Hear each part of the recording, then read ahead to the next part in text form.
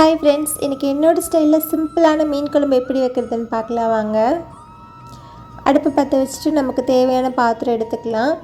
பாத்திரம் நல்லா காஞ்சதும் ஆயில் எடுத்துக்கணும். இன்றைக்கி நான் 2 பேர்த்துக்கு அளவாக சமைக்கிறதுனால 5 ஸ்பூன் ஆயில் எடுத்திருக்கேன். ஆயில் நல்லா காஞ்சதும் வெந்தயம் அண்ட் கடுகு ஆட் பண்ணிக்கோங்க. வெந்தயம் கடுகு நல்லா பொரிஞ்சிருச்சு. இப்போ நான் பச்சை மிளகாய் அண்ட் வெங்காயம் பூண்டு 3 கட் பண்ணி ஆட் பண்ணிக்கிறேன். இது நல்லா கண்ணாடி பதம் வர அளவுக்கு நல்லா வதக்கிக்கோங்க. ஒரு 2 நிமிஷத்தில் நல்லா கண்ணாடி பதம் வந்துடும். வதக்கினதும் இது கூட நான் தக்காளி ஆட் பண்ண போகிறேன்.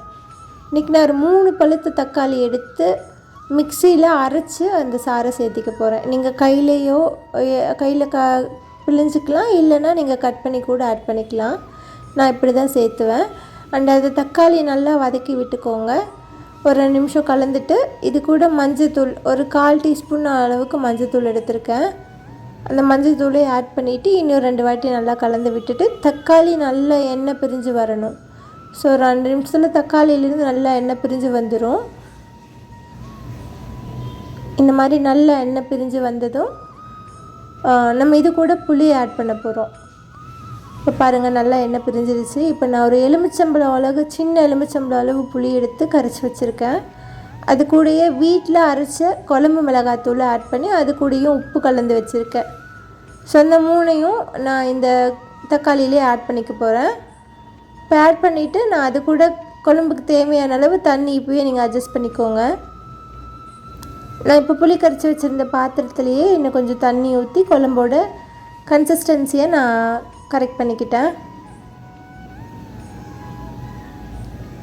இப்போ நீங்கள் உங்களுக்கு தேவையான அளவு உப்பு காரம் எல்லாம் கரெக்டாக இருக்கான்னு பார்த்துக்கோங்க. குழம்பு நல்லா ஒரு 2 வாட்டி கலந்து விட்டுட்டு ஒரு 2 நிமிஷம் நல்லா மூடி வேக வச்சுருங்க.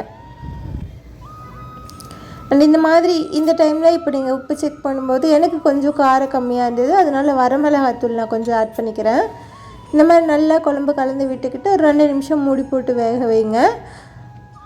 இப்போ நல்லா அடிப்பிடிக்காமல் இன்னும் 2 வாட்டி கலந்து விட்டுக்கிட்டு சரியாக ஒரு 5 நிமிஷம் நல்லா கொதிக்க விட்டிங்கன்னா, இந்த மாதிரி நல்லா படப்படன்னு கொதிக்கணும். ஒரு 5 நிமிஷம் இந்த மாதிரி கொதிக்க விட்டிங்கன்னா பச்சை வாசனை போயிடும். இப்போ இன்னொரு வாட்டி நீங்கள் செக் பண்ணிக்கோங்க உப்பு காரம் கரெக்டாக இருக்கான்னு.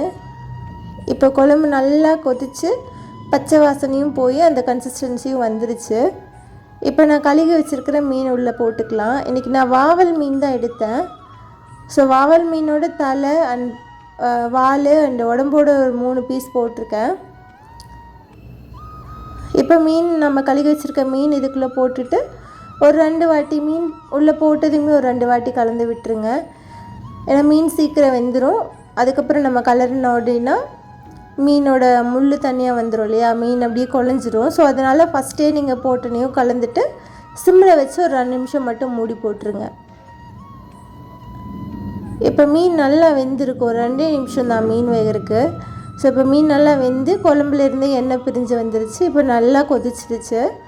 இப்போ நம்ம வெட்டி வச்சுருக்கிற கொத்தமல்லி ஆட் பண்ணி மூடி வச்சிட்டோன்னா என்னோடய ஸ்டைலில் மீன் குழம்பு ரெடி.